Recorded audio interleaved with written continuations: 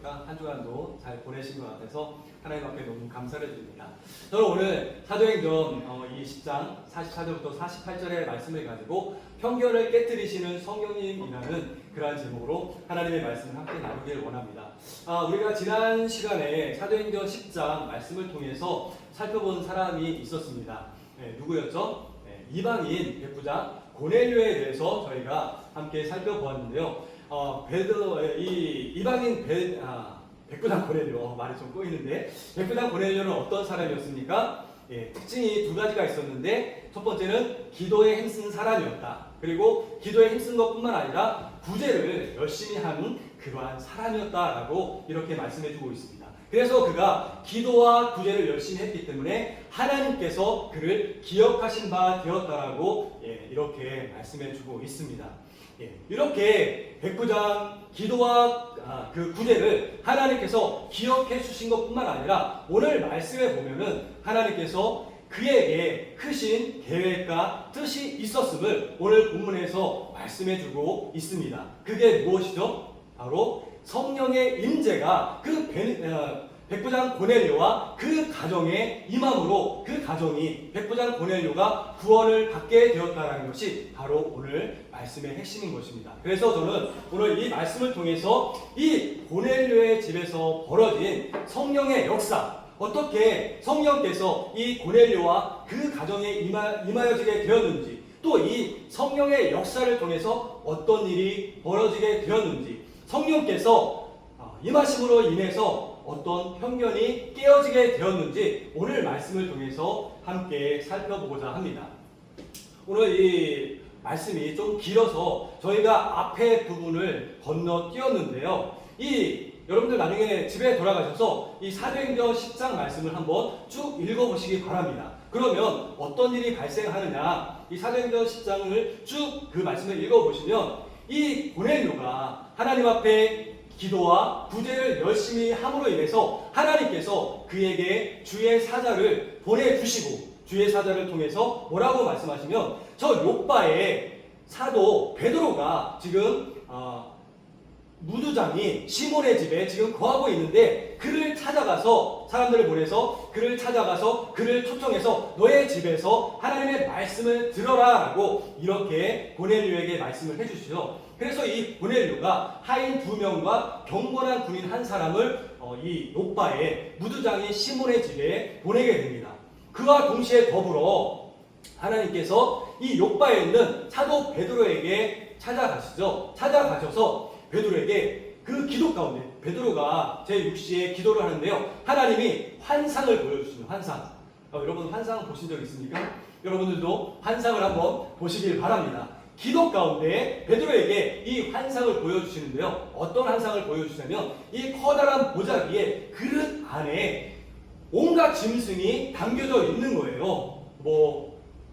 코끼리라든지 사자라든지, 아무튼 여기에 나와 있지만 온갖 짐승이 거기에 담겨져 있는 것입니다. 그리고 하나님께서 베드로에게 이 짐승을 잡아 먹어라라고 이렇게 하나님이 말씀하시거든요. 그런데 베드로가 그 하나님의 말씀에 알겠습니다라고 순종하는 것이 아니라 베드로가 이렇게 이야기하죠. 하나님, 제가 부정한 짐승을 잡아 먹을 수 없습니다. 여태껏 저는 하나님의 율법을 어긴 적이 없습니다라고 하나님 앞에 이렇게 얘기합니다.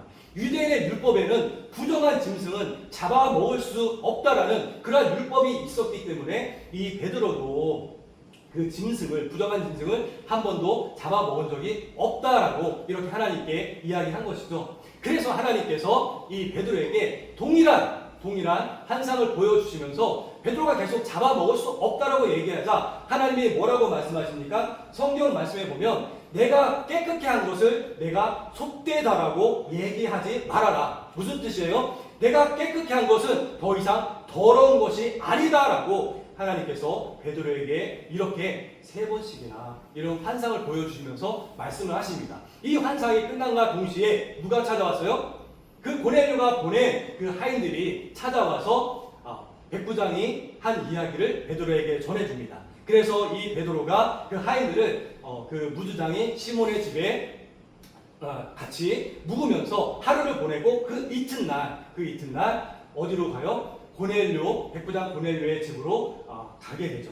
자, 이렇게 고넬료의 집에 가서 베드로가 한 일이 무엇이었습니까? 무엇 때문에 초청을 받았어요? 하나님의 말씀, 복음을 전하기 위해서 이 사도 베드로가 초청을 받은 것이기 때문에 거기에 있는 백부장 고넬료뿐만 아니라 이 백부장 고넬료가요, 그 유명한 사도 베드로가 와서 자신의 집에서 하나님의 말씀을 전한다고 하니까 주변에 있는 자신의 가족뿐만 아니라 뭐 이웃에 있는 친구들까지 다 초청을 해서, 왜 초청했습니까? 여러분들처럼 하나님의 말씀을 듣기 위해서 모든 사람들을 다 초청해서 함께 모여 있었습니다. 그리고 사도 베드로가 들어오자마자 그 앞에 겸손하게 무릎을 이 백부장 고넬료가 꿇었다라고 성경에서 말씀하고 있습니다. 사실 이 백부장 고넬료가 누굽니까? 당시 로마의 지배 민족 아니었겠습니까? 이스라엘을 지금 다스리고 있는 그러한 지배 민족이었음에도 불구하고 이 백부장 고넬료는 군대에서 장교였음에도 불구하고 자신의 속해 있는 이러한 사람에게 무릎을 꿇은 것입니다. 그런데요, 이 말씀을 보면 사실 사람 앞에 무릎을 꿇은 것이 아니라 누구에게 무릎을 꿇은 것이에요? 하나님의 말씀을 전하기 위해서 온 그 하나님 앞에 이 고넬료가 무릎을 꿇었다는 것이죠. 그래서 사도 베드로가 그 사람의 경건한 모습을 보고 기쁜 마음을 가지고 여기에 있는 고넬료와 그 집에 모여있는 사람들에게 하나님의 말씀을 전합니다. 사실 사도 베드로는요, 이 말씀을 전하면서 아마 머릿속에는 이런 생각을 했을 거예요. 내가 지금 하나님의 말씀을 전하는데, 예전에도 그랬어. 유대인들에게 말씀을 전할 때 그들이 이 말씀을 듣고 이 말씀을 믿고 이 말씀을 믿음으로 인해서 내가 그들에게 세례를 주었고, 세례를 줄 때 성령이 임해서, 그러니까 내가 지금 이 말씀을 전하면 동일한 역사가 일어나게 될 거야 라는 그러한 생각이 아마 베드로의 머릿속에 있었을지 모릅니다. 그런데 여러분, 놀라운 사실은요, 베드로가 이 하나님의 말씀을 전할 때 어떤 일이 발생했대요? 우리 10장 45절 말씀에 보면 이렇게 이야기하고 있습니다. 10장 45절 말씀, 베드로와 함께 온 할례받은 신자들이 이방인들에게도 성령 부어주심으로 말미암아 놀라니.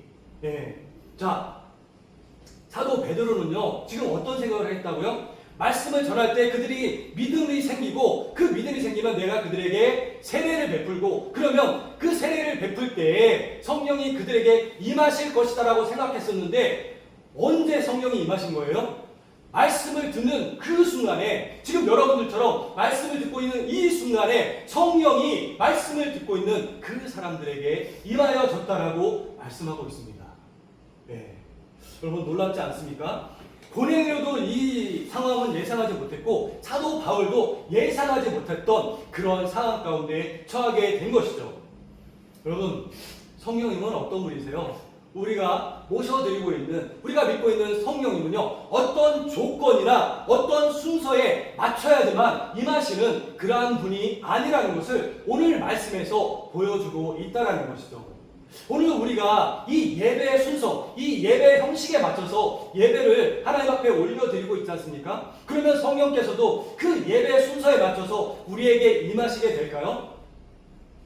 그렇지 않죠. 여러분, 성령이 어떤 때에 우리에게 임하시게 돼요? 우리가 이 예배에 참여하기 전에 집에서 이 예배에 나오기 위한 그 순간부터 우리의 마음이 하나님께로 향해 있을 때, 내가 오늘 이 예배에 참여해서 하나님을 결단코 만날 거야. 오늘 예배를 통해서 내가 은혜를 받고 하나님을 만나고 세상 가운데서 하나님을 전하는 그러한 삶을 살아가게 될 거야. 그렇게 살 거야 라고 결심하는 그 순간에 누가 임하시게 된다고요? 성령이 임하시게 된다라고 말씀해주고 있는 것입니다. 여러분, 오늘 예배 자리에 나오시기 전에 집에서부터 여러분들 그러한 결심 가운데 이 예배 자리에 나오셨습니까? 그러한 마음의 준비를 가지고 나온 사람들은요, 예배 드리는 자세부터 틀리다는 것이죠. 성령의 충만함이 이미 그 사람 가운데 임하여져 있기 때문에 이 예배에 앉아있는 그 자세부터 틀려지고, 이 예배를 드리는 그 순간에 성령의 놀라운 역사가 그 사람을 통해서 나타나게 되는 것입니다. 여러분, 그러므로 항상 예배는요, 이 자리에 앉는 순간부터 시작되어지는 것이 아니라 집에서부터 나오는 그 순간, 아니 우리가 일주일의 삶 가운데 하나님을 만나고자 하는 그 모든 순간이 바로 성령께서 임하시는 예배의 자리가 되어지는 줄 믿습니다. 그래서 여러분들 항상 예배는 우리 삶 가운데 드리는 것이 예배임을 믿으시고 항상 하나님 앞에 경건한 예배를 드림으로 인해서 성령의 충만함이 저와 여러분들 가운데, 성령의 임재 역사가 저와 여러분들 가운데 있기를 주님의 이름으로 간절히 축원을 드립니다. 아멘. 자, 이렇게 베드로의 설교 가운데 성령께서 임하시자 어떤 일이 발생했습니까? 그 베드로가 혼자 내려온 것이 아니라 그 주변에 베드로와 함께 있었던 유대인들이 있었습니다. 유대인, 그러니까 예수님을 믿기로 작정한 유대인 그리스도인들이었죠. 그 사람들이 함께 베드로와 함께 이 백부장 고넬료의 집에 왔는데요. 10장 45절 말씀 우리 다시 한번 우리 읽어볼까요? 10장 45절 말씀. 자, 함께 읽어보겠습니다. 시작. 베드로와 함께 온 할례받은 신자들이 이방인들에게도 성령 부어주심으로 말미암아 놀라니. 자, 지금 누가 놀랬대요? 네, 베드로와 함께 온 할례받은 그 유대인 그리스도인들이 놀랬다라고 말씀해주고 있습니다. 아니, 그들이 왜 놀랬을까요? 이 논란이라는 말씀에는 단순히 놀라움을 넘어서 당혹감이 있었다라는 그러한 표현이 함께 들어있는데요. 그들은 그동안 성령님은 우리 유대인들, 예수님을 믿기로 작정한 유대인들에게만 성령이 임하는 줄 알고 있었거든요. 그런데 이런 편견을 누가 깨주신 거예요? 성령께서 깨주신 것입니다. 그들에게는 유대인이 아닌 이방인에게도 성령이 임하신다라는 그 사실을 믿을 수 없었습니다. 그들에게는 결단코 있을 수 없는 그러한 일이었죠. 하지만 성령님은 그러한 인간적인 편견과 벽에 갇혀 계시는 그러한 분이 아니십니다. 성령님은 누구에게든 배경이나 인종이나 어떠한 환경에 상관없이 믿음으로 하나님을 믿고자 하는 그 모든 사람들에게 임하여 주시는 분이 바로 성령인 줄 여러분들 믿으시기 바랍니다. 여러분들 믿음을 갖고 계십니까? 그렇다면 지금 이 시간 여러분들에게 성령이 임하여 준 줄 믿습니다. 우리 여기에 앉아있는 우리 다음 세대 어린이 여러분, 우리 청년 여러분, 여러분들에게 지금 누가 계세요? 여러분들이 예수님을 믿고자 하는 그 믿음을 가지고 이 자리에 나왔다면 여러분들의 그 마음 안에도 성령께서 지금 임재해 계신 줄 믿습니다. 그 성령님을 의지하고 그 성령님을 붙들고 나갈 때 이 예배 자리를 통해서 하나님께서 여러분들의 그 믿음을 통해서 하나님의 놀라운 역사를 베풀어 주시고 여러분들의 미래를, 여러분들의 삶을 하나님께서 책임져 주시는 놀라운 은혜의 역사가 나타나게 될 줄 믿습니다. 이렇게 정말 그들에게도 복음이 임하자 하나님의 놀라운 은혜가 나타나게 된 것입니다. 할례받은 유대인 신자들이 왜 그렇게 놀랐다고요? 단순히 그들에게 성령이 임한 것이 아니라 사도행전 10장 46절에 보면 이렇게 말씀해주고 있습니다. 우리 사도행전 10장 46절 말씀 다 같이 함께 읽어보도록 하겠습니다. 시작. 이는 방언을 말하며 하나님 높임을 들음이로라. 예. 유대인 신자들이 왜 그렇게 놀랐다고요? 이방인들이 지금 성령을 받고 어떤 일이 발생하게 된 겁니까? 그들이 첫 번째는 방언을 말하게 되었다라고 말씀해주고 있습니다. 여러분, 방언이 뭐예요? 방언을 할 줄 아세요, 여러분들? 이 방언이라는 것은요, 표준어가 아닌 특별한 지역에서 나타나는 사투리를 방언이라고 이야기하고 있습니다. 밥 먹고 와슈? 예, 왜 잘 들리고 있어요? 예, 이러한 사투리가 바로 방언인 것인데요. 자, 이 기독교에서는 방언을 두 가지로 이야기하고 있습니다.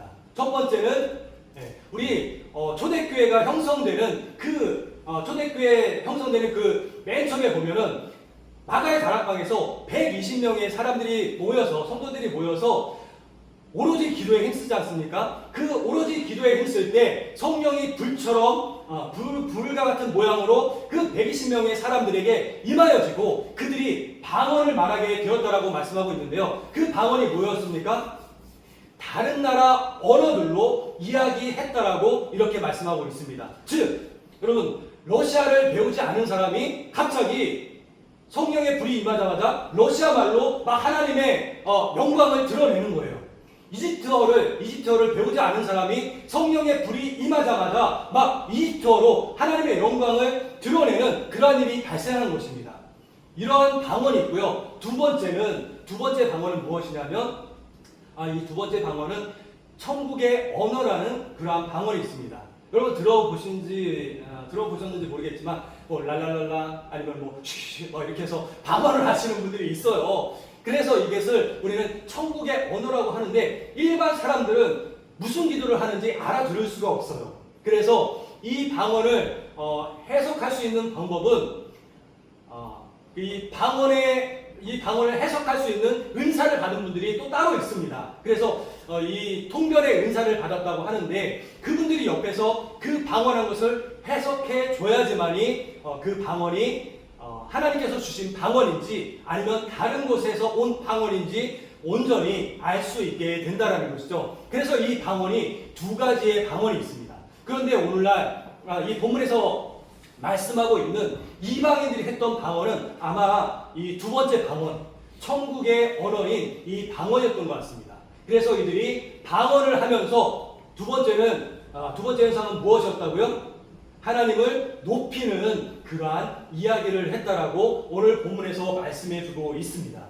이것이 성령께서 임하시면 나타나는 특징이라는 것이죠. 우리가 성령이 임했는지 안 임했는지 여러분들 어떻게 아실 수 있어요? 성령이 여러분들 가운데 임하고 계신지 안 계신지는 우리가 정말 하나님의 말씀대로 살고 있느냐 아니면 이러한 특별한 방언의 은사라든지 그런 것이 나타나는 거에 따라서 정말 이 사람 가운데 성령이 임하여져 있다. 이 사람은 성령이 없다라는 것을 우리가 분별할 수 있게 되는 것이죠. 이렇게 성령께서 임하시면요 우리의 마음을 감동시켜 주시고 우리의 입술을 열어서 하나님을 찬양하는 그러한 일이 발생하게 된다는 것이죠. 지금 여러분들의 삶 가운데 여러분들의 마음 가운데 성령이 임하시고 계시기 때문에 성령이 여러분들의 마음을 주장하고 계시기 때문에 지금 이 자리에 나와서 여러분들이 하나님을 찬양하고 있는 것 아니겠습니까? 나는 하나님을 찬양하고 있지 않아요. 이 자리에 있어도 나는 지금 다른 생각 가운데 있어요. 그런 사람은 지금 그 마음 가운데 누가 없는 거예요? 성령이 없는 겁니다. 성령. 저 지금 밖에 있는 사람들, 저 사람들 마음 가운데 성령이 있을까요? 없을까요? 없어요. 그래서 저 사람들은요, 정말 하나님을 찬양하라고 해도 하나님을 찬양하지 못하고 하나님 앞에 영광을 돌리라고 해도 하나님께 영광을 돌리지 못하고 저 사람들은 뭐라고 얘기해요? 하나님은 없다, 하나님은 죽었다라고 이야기하고 있는 사람들이 바로 저 밖에 있는 그러한 사람들입니다. 왜요? 그 마음속에 성령의 임재가 없기 때문에 그렇게 행동할 수밖에 없다라는 것이죠. 저와 여러분들은 성령이 임하여 있기 때문에 우리의 마음 가운데 성령의 다스림이 있기 때문에 오늘 이 자리를 통해서 하나님을 나의 왕으로 나의 구원자로 모시고 살아가는 줄 믿습니다.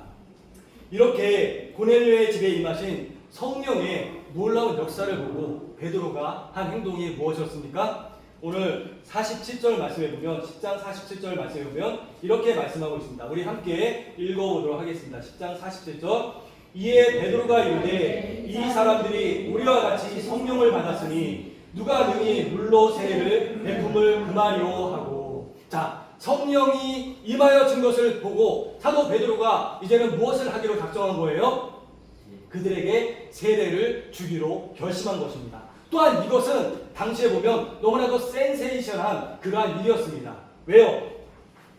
이방인이 세례를 받는다라는 것은 상상하기 어려운 그러한 일이었기 때문입니다. 물론 빌립을 통해서 에티오피아 내시가 세례를 받기도 했습니다. 그러나 당시 유대인들의 생각에는 이방인들은 하나님이 택하신 그러한 사람이 아니었기 때문에 세례를 받을 수 없다라는 그러한 인식 가운데 있었습니다. 그런데 베드로는 이미 이방인들에게 성령이 임하셨기 때문에 저들도 이제는 하나님의 백성이 되었기 때문에 내가 얼마든지 세례를 베풀 수 있다라고 그렇게 생각하게 된 것이죠. 그래서 베드로는 예수 그리스도의 이름으로 그들에게 세례를 줍니다.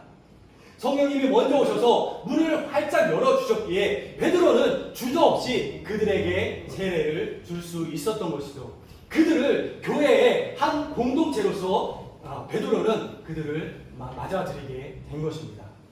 이 사건은 복음이 이제 유대인뿐만 아니라 온 세계에 넓게 펼쳐서 하나님의 이 복음이 땅끝까지 이르게 된다라는 그것을 확증해 준 그러한 사건이 되어진 것이죠. 여러분, 오늘 우리는 고넬료의 집에서 벌어진 이 성령님의 놀라운 역사를 함께 살펴보았는데요. 성령님은 베드로의 설교 중에 인간적인 모든 편견을 깨시고 이방인인 그들에게도 성령의 임재 가운데 성령의 충만함을 부어주셨습니다. 그리고 방언과 찬양으로 자신의 임재를 분명하게 드러내 보여주셨습니다. 그 결과 베드로는 이방인들에게도 세례를 베풀므로써 복음이 모든 민족에게 열려 있음을 분명하게 보여주었다는 것이죠. 그래서 이 자리에 앉아있는 저와 여러분들이 그 복음을 받고서 오늘 하나님의 백성이 될 수 있었던 것입니다. 여러분, 이 이야기가 우리에게 주는 메시지가 무엇일까요? 그것은 첫 번째, 성령님은 자유로우시고 주관적인 그러한 하나님이 되신다라는 사실을 우리에게 보여주고 있다는 사실입니다. 우리가 생각하는 틀이나 어떤 조건에 성령님이 갇혀 계신 그러한 분이 아니라는 것이죠.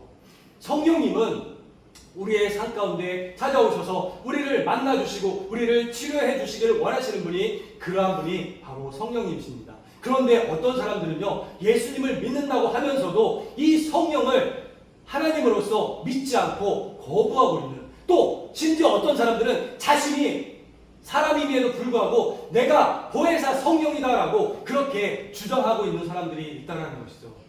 이것이 얼마나 잘못되고 무서운 일인지 모릅니다. 둘째, 성령님은 우리의 모든 편견을 깨뜨리시는 그러한 분이시라는 것입니다. 단정짓는 모든 벽을 성령님께서는 허물 수 있다는 것이죠. 여러분, 편견이 무엇인가요? 편견. 그것은 부정적인 그러한 이야기와 동일시 되는 것입니다. 여러분들, 편견을 가지고 계십니까? 내 옆에 앉아있는 사람들에게, 혹시 내 주변에 있는 사람들에게 편견을 갖고 계십니까? 그것은 부정적인 생각을 갖고 있다는 것입니다. 부정적인 생각은 하나님께로부터 온 것이 아니라 마귀로부터 온 것이 바로 부정적인 생각이라는 것이죠.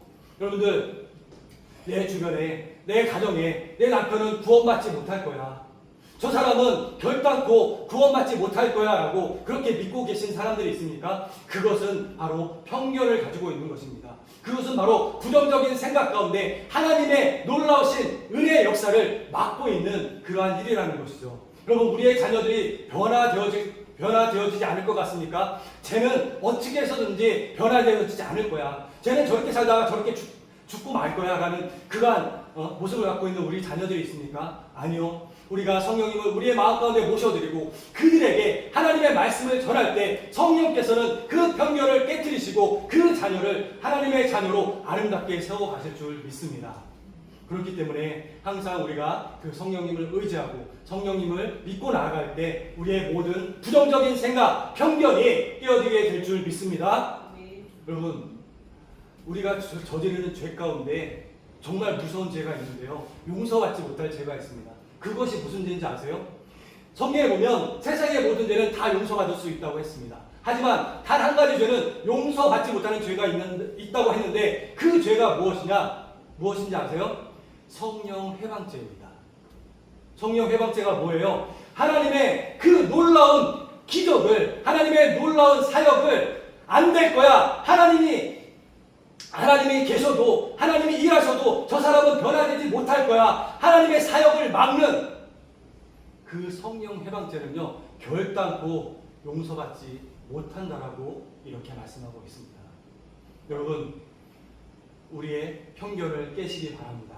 하나님께서는, 성령께서는 어떠한 일이든지 다 하실 수 있는 능력의 하나님이심을 믿으시기 바랍니다. 하나님은 그 능력을 가지고 온 천지 만물을 창조하셨고 저와 여러분들을 창조해 주신 능력의 하나님이신 줄 날마다 믿으며 그 하나님의 능력 가운데 늘 승리하며 살아갈 수 있는 저와 여러분들 되어주시길 바랍니다. 마지막으로, 성령님은 하나님께서 우리를 하나님의 자녀로 인정하셨다는 확실한 증거가 바로 성령의 역사라는 것이죠. 성령님이 우리 안에 거하신다는 것은 우리가 하나님의 자녀가 되었고 하나님의 영광을 찬양하며 살아가게 된다는 그러한 의미가 되어지는 것입니다. 여러분, 성령님은요, 이 땅에 보혜사 성령님으로 오셨습니다. 보혜사라는 뜻이 무엇입니까? 보혜사라는 뜻은 우리를 도와주시는 분이시다라는 그러한 뜻을 가지고 있습니다. 무엇을 도와주세요? 우리가 하나님을 하나님으로 온전히 믿을 수 있도록 도와주신다라고 말씀하고 있는 것이죠. 여러분들, 제가 계속적으로 말씀을 드리지만요, 여러분들이 이 자리에 나와서 하나님을 믿는 것, 내 스스로 내 믿음을 가지고 나와서 하나님을 믿고 있는 것입니까? 절대로 그렇지 않습니다. 죄인된 우리, 본성이 죄를 가지고 태어난 우리는 하나님을 믿을래야 믿을 수가 없는 그러한 사람들입니다. 그런데 어떻게 우리가 하나님을 믿고 이 자리에 나와서 앉아있게 될 수 있는 그 증거가 무엇입니까? 바로 누가 우리를 찾아와서 만나주셨기 때문에, 하나님께서 우리를 찾아와서 만나주셨기 때문에, 성령께서 지금 우리 가운데 임재해 주셨기 때문에, 그 성령으로 인해서 하나님은 나의 왕이십니다, 예수님은 나의 구주가 되십니다를 우리가 입술로 고백하며 하나님 앞에 나아가서 하나님의 그 귀한 존귀한 백성이 될 수 있었다라는 그 사실을 잊지 마시기 바랍니다. 우리의 힘으로는 결단코 하나님을 나의 구세주로 모셔드릴 수 없습니다. 그렇기 때문에 우리는 항상 성령님을 내 삶 가운데 모셔드리고 인정하고 환영할 때 그 성령님을 통해서, 그 진리이신 성령님을 통해서 예수 그리스도를 올바로 믿고 그 구원 가운데 하나님을 늘 찬양하는 그러한 하나님의 귀한 백성이 되어질 수 있음을 여러분들 믿으시기 바랍니다. 그 성령님을 날마다 의지하고 나갈 수 있는 저와 여러분들 되어주시길 바랍니다. 더 이상 여러분들 마음 가운데 어떤 편견이나 의심이나 부정적인 생각을 갖지 마시고, 오늘도 나를 찾아와서 만나주시고 나를 치료해 주시고 하나님께로 인도해 주시기를 원하시는 그 성령님을 여러분들 모셔드림으로 인해서 백부장 고넬료의 집에 임했던 그 구원의 역사가 여러분들의 삶 가운데, 우리의 가정 가운데 임하여지게 되는 놀라운 축복의 역사가 우리 모두에게 임하여지기를 주님의 이름으로 간절히 축원을 드립니다. 우리 함께 기도드리도록 하겠습니다. 사랑과 은혜가 많으신 하나님, 오늘도